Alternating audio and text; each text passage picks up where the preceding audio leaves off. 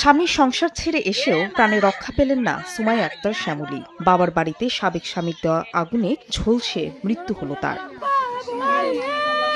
স্বজনদের দাবি, শনিবার রাতে সন্তানদের দেখার কথা বলে দিনাজপুরের বিরল উপজেলার সুতারপাড়া গ্রামে সুমাইয়া আক্তার শ্যামলী বাড়িতে যায় মাহবুবুর রহমান। সেখানে সাবেক স্ত্রীর সঙ্গে কথা কাটাকাটি হয়। এক পর্যায়ে শ্যামলীকে ছুরিকাঘাতের পর শরীরে পেট্রোল ঢেলে আগুন ধরিয়ে দেওয়ার অভিযোগ উঠে মাহবুবুরের বিরুদ্ধে। গুরুতর দগ্ধ অবস্থায় তাকে উদ্ধার করে রংপুর মেডিকেলে নেওয়ার পথে মৃত্যু হয় শ্যামলীর। নিজে ডিভোর্স দিয়ে তারপরও আসছে এখানে মাপ চাইতে, কিন্তু আমার ননদ বলছে যে আমি যাব না। ছুরি দিয়ে আঘাত করেছে, আঘাত করার পরে পেট্রোল আর এই কি কয় এটা অ্যাসিড দিয়া আগুন লাগাই দিছে, আগুন লাগাই দিয়া তারপরে হয় পালাই গেছে। খবর পেয়ে রাতেই অভিযান চালিয়ে অভিযুক্ত মাহবুবুরকে গ্রেফতার করা হয়। এই ঘটনায় বিরল থানায় মামলা করেছেন নিহতের ভাই।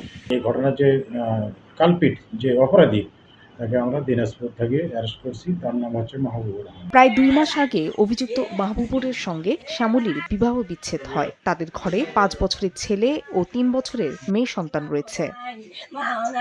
সময় সংবাদ, দিনাজপুর।